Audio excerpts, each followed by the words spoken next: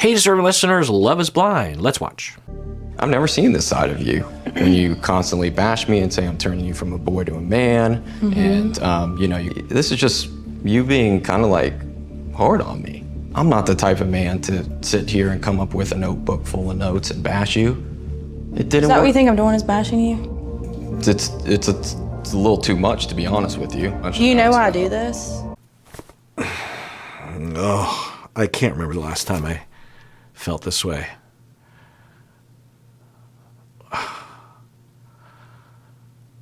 Oh, it's so gross. I'm speechless. So, okay. So, as a therapist, I'm prepared for these things typically. So if I have a couple in my office that's engaging in this, I'm leaning in, I'm monitoring my countertransference, I'm ready. I'm dodging, I'm weaving, I have an approach. I have a relationship with them well enough to confront or something. But when I'm just casually watching this show and reacting, I don't have my defenses up, so it's getting through, and it's leaving me speechless. So she is saying, so, you think you're responsible? Yeah. And then he is saying, why are you doing this? Which is great that he's saying, it's a very mature thing to do, is to say, it hurts. You're bashing me, which is a good way to put it. And then she's like, oh, so you think, and I'm like, oh no, Hannah, not that face. Oh, so you think, oh, that's interesting. You think I'm bashing you? And I'm, no. And then, you know why I do that? No, Hannah, I don't care. Don't, just stuff it. Stuff that feeling. Keep it down low. And then take it to your therapist and take it out and look at it under one of those gem lens things that jewelers will wear. Really kind of twirl it around and really examine it. Don't say it now. Keep it and look at it, examine it, scrutinize it, figure it out. Don't share it. So you can get your thoughts on paper and you don't forget them. Yeah. Just want to make sure if this is the last conversation that we ever have, I would like to be able to get all my feelings out. And I have been trying, and I have been trying, and I have been trying, and I have been trying because, I love you, and I want this so freaking bad. It's just... There it is. It's such a cycle. I mean, it's like you can predict every move, but every time it gets worse or it looks a little different, which is typical, there's always the repair side of the cycle. I love you. I don't want to change you. I love you. You do? Yeah. If this is you loving someone, I would hate to see you hating someone. It's like, when do I take off the rose-colored glasses and just see this for what it is? And just think that at no point in the edit has she admitted anything that she has done that is less than perfect and wonderful. She talked to Ashley at the party that she is hard on him and she needs to change that, but very quickly follows it up with, he needs to learn a lot and he has learned a lot from me and I need to teach him more things. So it's a little bit in that direction, but clearly she's not really on board, because if she really believed I need to not be hard on him, she would not believe that she is superior to him and that she is his teacher. That's just different modes of the same campaign that unconsciously she appears to be on.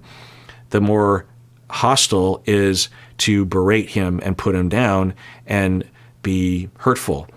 Down from there is I am his teacher. Both are still superior. Both are still telling him what to do. Both acknowledge how ridiculously irresponsible and stupid that he is. That's the same. Just like today's the day where you try on your tux and I try on my wedding dresses. Up and I realized I can't do this. This is not fair to me. This is not fair to you for us to put on your tux and for me to put on a wedding dress and come here. So what did I do? I call you and I say, Nick, I don't want to blindside you. I love you. I would not do that to you. And then you try to make up a game plan of how we're going to do this. All right, this is interesting. So she's saying that the day of, and maybe it's this day, that they're supposed to look at the wedding dresses and the tuxes. And she is saying that I didn't want to blindside you, which is a good impulse, which I will, I guess, commend her for. I mean, I will commend her for, but I guess I'm not entirely sure where it comes from. But that is something that I often will wonder about for the folks on the show who are pretty sure it's going to be a no and continue to go through all the steps. You know, they do get paid if they hit certain milestones, but it's not much money. It certainly isn't worth harming your partner by tricking them. And then I also wonder how many of the couples actually agree, yeah, we're both a no at the altar, but let's continue on the show and let's have fun at the wedding. Also, I wonder if she is right now facing another milestone, right? Because, there was the hallway thing, and then she was the one who was thinking, do I really want to go to the next step? She hesitantly goes to the next step. You could argue that the tuxes and the wedding dresses are a very, it's a leap forward in terms of making it real, right? And if she was this whole time on the fence, or if she was the whole time even like a 70% no, which I wouldn't be surprised by, then she would have a hard time going through all that. So anyway, she says she calls him, and then it sounds like she is saying that he was saying, well, let's try to see if we can finish this thing out. That could mean, hey, stay in it. Maybe we'll turn this around as a relationship, or he wants to stay on the show. And he also acknowledges that the relationship isn't real by this point. I don't know. You don't want to look bad. You said, I don't want you to just sit here and make me look bad. That's exactly what you said, Nick. Because I know this was going to be a grill sesh, right? And I'm like, interesting. Yeah. So it sounds like they had a conversation about like, well, we're going to have to do it on camera. And so, yeah, that's what it sounds like, is that she called him the day of the wedding dresses, and she's like, yeah, I can't do this. And they talked more, and he probably asked, so are you saying you don't want to move forward to the wedding? And she probably said, yeah, I don't. Maybe they didn't say explicitly we're breaking up, but either way, they agreed, okay, well, then we have to, because he wouldn't necessarily worry about a grill sesh if it was not on camera, I'm guessing. Or I guess it would be worrisome either way, right?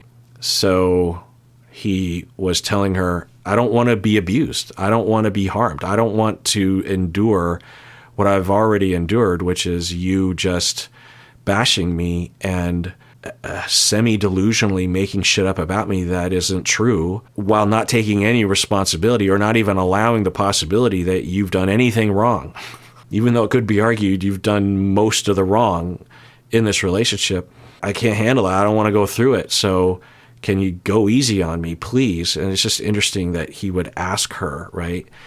Because I think most people from the outside, myself included, would tell him, you can't ask, you can ask her, but if she said yes, you can't trust her. She's shown that she's determined, regardless of what happens, separate from reality, delusional, shall we call it, she will make sure that you are made out to, respect. I've never received any respect from you. Huh? You try to make up a game plan of how we're going to do this because you don't want to look bad. You said, I don't want you to just sit here and make me look bad. That's exactly what you said, Nick. Because I know. And then you think about how they probably had a conversation that they understood that was not going to be outed.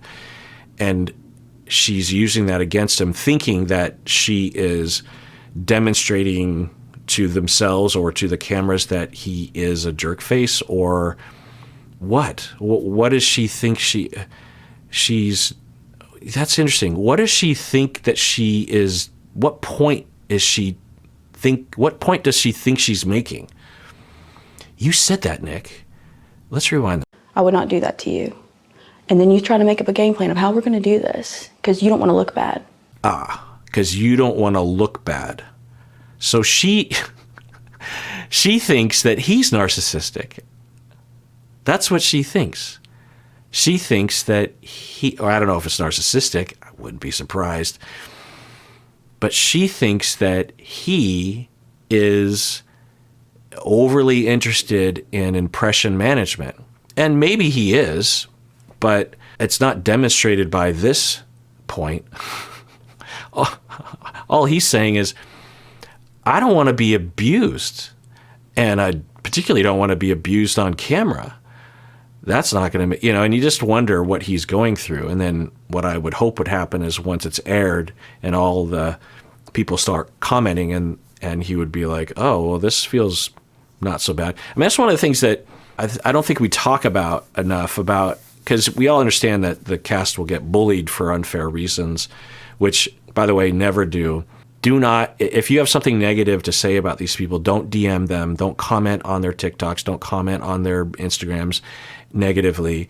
Don't upvote those comments, just don't. They're getting enough of it. Don't pile on. They're already feeling like shit. Even the Hannahs and the Leos and everyone. They're getting enough of it. You don't have to participate in it. You can sleep better at night. You're not contributing anything. It's not helping. It's probably a manifestation of your own insecurities and your own pain, which you deserve to address directly and not indirectly by temporarily feeling better by putting someone else down. I expect you all to not do that. Hey, Nick, I don't want to blindside you. I love you. I would not do that to you. And then you try to make up a game plan of how we're going to do this because you don't want to look bad. She says, Nick, I'm not going to blindside you. If this isn't blindsiding, then what is? What? And just her tone and her facial expressions, it's just so disjointed from the edit anyway. And it's so superior and smug and self-centered and grandiose and teacherly and gross. I have the ick. Is this what the ick feels like? So then she thinks that she is revealing to the cameras that he is fake because he doesn't want to be abused. You said, I don't want you to just sit here and make me look bad. That's exactly what you said, Nick. Because I know this was going to be a grill sesh, right? And I'm like, damn. Why do you think you're going to look bad? Because you're saying you didn't know me at all. I don't know who the fuck you are because I can't read your mind and you're not being, I don't understand you. Oh, this is me right now. Yeah. So she's done this before where she sort of loses her own threads and just starts to randomly spout TikToks or something that she's seen or other reality TV that she's absorbed, phrases. I don't know who you are. What? Well, okay. Is that an accusation? What's happening? And then for him, he's like, this is me. She's just throwing darts blindly at the board, hoping a bullseye comes up. Meanwhile, there's no dartboard. She's just winging shit at the wall. So, yeah. I don't know who you are, Nick. So what's that accusation? That he's been, well, so I guess now she's in the zone of he's fake. And maybe he is. There's a possibility that he has some of these issues. It doesn't justify having this conversation with him and saying it in this way, especially if it's for the first time. If she's been on a campaign of just like, I feel like you're putting up a wall. I feel like and why would he not put up a fucking wall? It's like, I would hope I don't think he has enough walls. This is me.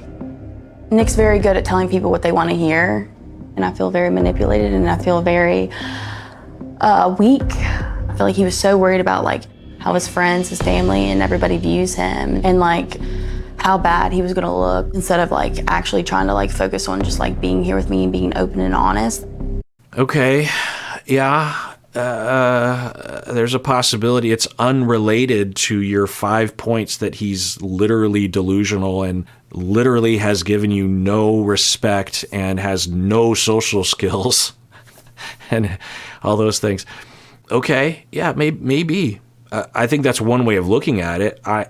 I've been wondering if he doesn't really know who he is based on something else that's happened in his life chronically. His parents didn't have the vibe of people that would mistreat him, but being an aspirational pro sports figure can cause one to live a life in which you do have to put aside yourself. I won't go down this rabbit hole, but for people, there's a whole emerging culture of sports becoming more important to young people, children included, to the point where it's overall abusive to the individual, even though the child will look like a star child. I mean, because they're literally a star child, because they're succeeding and they're an all-star in their thing, whether it's sports or dance or school or something. Internally, though, they are not in connection with themselves. They're not discovering who they are. They don't have the time for that. They also, kind of like when you're in a cult or in an abusive relationship, you learn that you have to put aside your feelings. You have to stuff your feelings. You have to deny your feelings. The pain of conditioning and the pain, the physical pain that's involved in pushing yourself like that and enduring the various injuries that happen to you, and how you just don't, at the age of 10, want to practice for 6 hours after school. You have to choose to dissociate yourself. And that means that you don't get to know who you are. And when the sport is over due to injury or he make the cut into the NFL, then you emerge past that threshold and you're like, who am I? I don't even know what I am. Who am I? That's one hypothesis on the short list of possibilities for him. I don't know. But okay, she can have that complaint that he doesn't really meet her. That's true. She has abused. She has been harsh and bashed, that's his word, him, to the point where you could imagine someone not wanting to meet her because of fear that she's going to bash him. But before the bashing occurred, I wondered if he did have that issue. Okay, fine. You can have that complaint. It's not some indictment on his personhood. It's just a potential observation. There'd be no way for her to know if this is true or if it's a reaction to the way she treats him, by the way. But this isn't some sort of slam dunk indictment on him that he's fake or she said manipulative. I just want to think about that. Now, I don't know. I'm watching an edited show, so I have to allow for the possibility that her use of the word manipulative is based on data that is in that direction. I can't know. Maybe convincing information. They edit these things. We've seen nothing in the edit that would suggest that he's manipulative in the way that she's trying to say. Like, let's rewind that. Me? Nick's very good at telling people what they want to hear, and I feel. Okay, that first bit I would agree with. I don't know if I'm agreeing with what she's saying, but that phrase I have said in previous videos. Well, I haven't said that phrase because that's not a phrase that I would use, but well, maybe I did. Point is that I was saying he has demonstrated two modes. When he was in the pods, he was Rico Suave because I think he thought that's what the women wanted to hear based on his previous experience. A lot of the women did like it at first, say, oh, he's so smooth. He always has the right thing to say, which I was like, really? Him? But okay. And then they all conferred and said, oh, he's doing that with all of us. Therefore, we don't like him. I think that might have been when Katie actually rejected. I don't know if we saw that scene, but maybe we did. Anyway, so that was one mode. And, when he's in that mode, he looks like an F-boy, right? What people will say. But he doesn't give off those vibes post-pods, right? So I think that's his way of trying to please. And it was all about the women. It came across as objectifying and maybe creepy to some of the women, but I think that's what he was attempting. Then after the pods, he, with Hannah, became blank and accommodating. Aside from brief forays into his own selfhood by doing the duck thing. I mean, that was In fact, I was wondering if he was trying to send a message. I remember thinking that. I was like, what is he doing? Because it looked kind of weird. It looked kind of like there was a subtext to that because, they're sitting there talking and he's like, let's go over there and do those ducks. And she's like, no. And he's like, come on. And she's like, no, don't go over there. Give me the ick or something like that. And he's like, oh, well, now I got to do it. I think in those early days, he had the optimism of young love and was thinking that if he gave a message like, hey, I'm me and you love me and you want to marry me, so you got to let me spread my wings occasionally. And that didn't go well, and we didn't see, to my memory, anything in that direction beyond that, right? He didn't do anything like that. I mean, maybe there wasn't an opportunity, and maybe it happened off camera, but it doesn't sound like it. Yeah, he seemingly had those two modes of Rico Suave and then complete compliance and not asserting himself, okay? Saying or doing what he thinks other people, maybe particularly romantic partners, want him to do. Yeah, I can get behind that. But then she says, he's manipulating me. I would love to ask her, what do you think he's trying to manipulate you to do? What is his goal? If he is manipulating you, what's he trying to make you do? Because I think it would fall apart pretty quick, right? It's just a phrase, that she's heard people say. And so it's, well, he's manipulative. And just imagine now, reliving the meeting with the friends, this is what Hannah's telling the camera. So imagine what Hannah's telling her friends. So imagine what kind of attitude they would be primed to have before meeting him. So they probably were holding back a lot, right? Anyway, manipulative. What could... I feel very manipulated and I feel very weak. Okay, I feel very manipulated. So she didn't call him manipulative, so I need to walk that back. And again, if it was just this, I would say, well, okay, yeah. I don't know if manipulated is the word I would use, but yeah, the Rico Suave. So is she saying that he doesn't love her?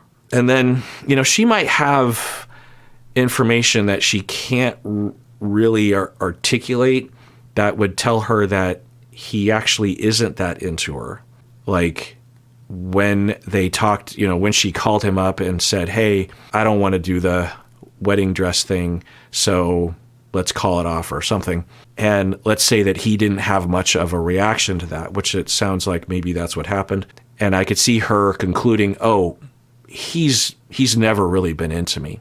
And there might have been other moments like that after the pods that she and him would have some kind of thing and he would just be sort of blank and would be more pragmatic, like, well, let's manage how I look to the cameras or something like that. I mean, that's her words. So that could indicate that he isn't really into her, because if he was, you would think there'd be a bigger reaction. I feel like he was so worried about how his friends, his family, and everybody views him, and how bad he was gonna look, instead of actually trying to focus on just being here with me and being open and honest.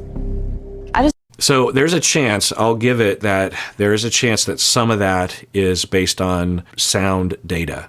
Not that he was so interested in look like that was the dominant thinking that he had, where he was trying to impress everybody, but that he wasn't fully present in their relationship post the pods, or maybe ever, because of the reasons that I said. She might have sensed that in a rational way, but has framed it as manipulative, which it might be, but there's not strong evidence in the edit. I just don't know if he's even real. I think sometimes you have to be real and you have to be honest, and I'm so real and honest. Right now, you know that this is not gonna work. So I'll throw this out there that some of you might be thinking that along these lines, if he was always distant and dissociative, then it's possible that her way of trying to draw him out, because she felt the distance and felt the lack of him, even though he was physically present, he wasn't emotionally or spiritually present, that she was provoking him. She was trying to get him to respond by poking at him and insulting him, hoping that he would rise to the occasion and say, hey, and you could argue that their post-flapper party argument kind of fits that pattern where they get home and maybe he was being a little standoffish, and then, but who knows? But anyway, she starts into him. She just starts saying, "What was that thing about?" And, "Oh, you don't remember what you talked about with Katie?" And then and he's really not. And I said that during that. It's like he's not really offering anything. It's not his fault that this is happening, and she is going off the rails. But there's so many things that he could say, at least to defend himself or to meet her or to say something. To, if this is going to go well, he has to say something. It's not his fault that this is happening, but he could do better. He could do the relationship better by participating, saying something. And then eventually, far into it, he starts saying, "I love you and I want to be with you," as a defense, right? It's like, "But I love you, I want to be with you," and da-da-da. And I told Katie that it's you and me, and I'm with you now. And then she's like, "My feet look psychotic, let's go to bed." So, and she had this big smile, and she was fine. So it's possible that it starts with an understandable hurt or concern of distance that he presents. Maybe just the way that he is. He's just kind of avoidant or not very active socially or something. Some people are just really subdued and mellow in that way. And then instead of being vulnerable, she is hurt, and because of what she's seen or the habits that she has, she just starts to berate, and hoping that he'll match that somehow. I would so much like to hear more from her brother, Cade, because he was saying that she can dish it out, but she can't take it. She feels confident in dishing it out. And when we are stressed and when we're hurt, when we feel rejected, we have a tendency to rely on things that we feel confident in, whatever that might be. And so given the way that Cade and her, they seemingly developed some kind of sibling bashing of each other relationship while also being close and laughing a lot, but bash, because he was saying that she bashes him, the brother, and also just a way of getting out aggression and hurt. Anyway, my point is that there could be some reasonableness to some of the things that she's saying. We are not going to get married.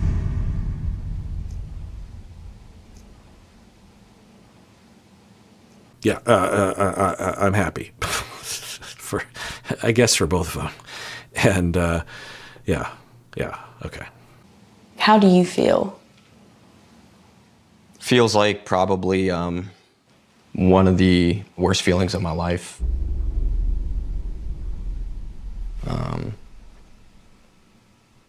I don't know, maybe I could have done a better job of it. Oh, Nick. Okay, but have other thoughts. Have other feelings, please. Loss, sadness, regret, anger, but not just that, because that's what we will see, is that when there's this kind of thing, the two of them will go to a narrative of he's inadequate and he's completely screwed things up. He's messed it up again. And you're thinking, what? By riding a duck and by randomly socializing for 5 seconds with a stranger in front of your fiance, who was being a lump on a log and not coming over and doing the duck thing too, or at least having fun on vacation or something. Anyway, so she asked, "How do you feel?" And it was good for her to ask that. I wonder where it's coming from. I think there's part of her motivation that she thinks that she's his therapist now, or mom or teacher or something, the facial expression that she has, because she's not talking about how she feels. And I imagine that she'll have some kind of thing to criticize him or put him in his place around this conversation. But, I don't want to assume. Let's see what happens. But anyway, so this could be another way for her. Another part of this question could be her wanting that. It's just like, you're just staring at me. How do you feel about this? I'm breaking up with you. How do you feel? Were you real? Did you care? Because you would naturally want to know. There's other ways of asking. But she did ask, how do you feel? Yeah. Did you love me? I don't know. Do you care about me? I don't know. Right. I think those are viable questions. I think from the edit from the outside, given how much shit that he took and how much accommodating he did, it looks like he really loved her and cared, but it's possible that he was just trying to survive, or he was just trying to play a role or something, or he doesn't really know who he is, or he's kind of shut down in general for some reason, and it's hard to know what's, avoidant attachment, that kind of thing. So given what we saw, of the things that Hannah has said in this scene, that part might actually be understandable. It's not some massive indictment on his personality or maturity or respect or anything. It's just, the way that I could see someone dating him and it going relatively well, and that person saying, I feel like he's distant and it's hard for me to access him. I could see someone saying that. I thought I was good enough for you, and I was wrong the whole time. I thought you understood me. I was wrong the whole time. I thought you were ready to get married, and Do you think I'm not ready to get married? So out of all of that, that's the thing that she decides to jump in and refute. He says, I thought I was good enough for you, and I was wrong about that. You would hope that she would jump in at that point and say, no, you're good enough for me. I just think we're just not compatible. It's not about you being not good enough for me. You're a good person. So I just hope that, because, and I hope that he's just saying this for her sake, but he said this many times, things along these lines of just like, I'm not good enough. I'm not mature enough. I need to learn more. She has many things to teach me. He has seemingly said those things and had them been congruent with himself. He's not just saying it to be nice. And then it just breaks your heart that in this moment, although from the outside, a lot of people, including myself, would say, dude, good riddance, dodged a bullet. You've learned some things, but there's try another relationship. It'll go better than this, almost guaranteed. Yet he says to himself that the narrative, once she said, how do you feel? He's like, I feel like I am realizing I'm not good enough. Like I failed. I thought I could be good enough for you. It just breaks your heart. And I thought you understood me. I was wrong the whole time. I thought you were ready to get married, and Do you think I'm not ready to get married? To me. I love you, so it's gonna suck. It's gonna be one of the hardest times of my life, that we couldn't get there. And I mean, if he's on the up and up and he's not manipulative, then this is all in line with what would be happening, right? It's hard to say. I think there's a chance that he is obscuring a little bit, of course. I don't have any reason to say that other than the fact that he's not extremely forthcoming. But I'll just err on the side of, he's telling the truth and he's being genuine right now, which, I don't know, maybe there's a part of me that just hopes that he has been more on the fence and that he isn't really into it, because that would make this whole thing easier for him and for me to watch. But if we just go with the most, Occam's razor, he's been in love, he's been ready to marry her, and he's been working hard, and he's being dumped right now. And you just think about that scenario, like that he's the one being dumped, you know what I mean? And that in the grief and the loss, he's feeling like he's not good enough. I wish we could have experienced these next couple of days, 1 week together. I was willing to give my all to the last possible second and then make that decision. But she felt that if she kept going, I would say no at the altar. I would never have done that. I didn't come this far just to come this far. You heard Kim K, Kim K's in that Drake song. All right, so he's saying that he wanted to get to the altar and that he would have said yes. Yeah, I hope if he does have an issue with perception of others and himself, that he gets a chance to work on that so that he doesn't get in another situation like this and just forge ahead without recognizing his rights and his feelings and his needs. Or is he saying, or he's thinking maybe unconsciously, that he knew she was going to be a no, and so he just, because there's another version of this where, or a bullet point on the complicated long list of what nuances this relationship has, is that for him, he actually prefers to be in the martyr role. I don't have a lot of data on this, of course, but the fact that he would say, I would be a yes at the altar, either he's not telling the truth, meaning that he's like, well, it would play better to the cameras if I said I was a yes. But really, if she was going to be a yes, which I was pretty sure she wasn't, I was going to be a no. And, he could have legit been in the relationship even with that. The other possibility is that he doesn't know his needs, doesn't know his rights, and didn't know that he was being mistreated and was just happy to be with someone, or it was locking into some sort of schema he has about how the world works, and it felt okay and comfortable to him. So that's another possibility. Or he doesn't really know what he was going to do, and he just thinks he was going to say yes. I don't know. Or he knew she was going to say no. There's not a lot of good answers here, because I'm a little confused as to how someone in his position at this point would still be saying, I would have said yes.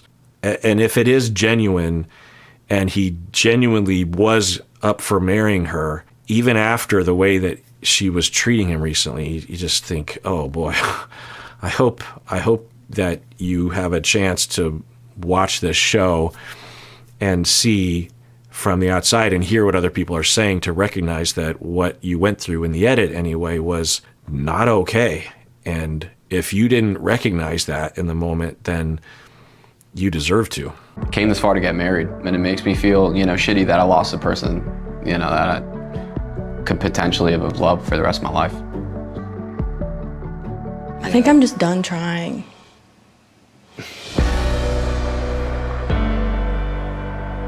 I do love you. I love you too. Okay, you want to give me a hug? There's a bright side in the storm, but my... Okay. For someone who believes that their partner has given them zero respect,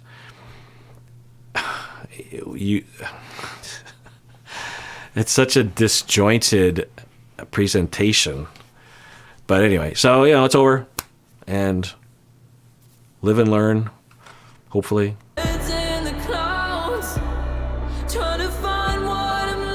All right, well, that does it for that episode. Everyone out there, please take care of yourself, because you deserve it. You really, really do.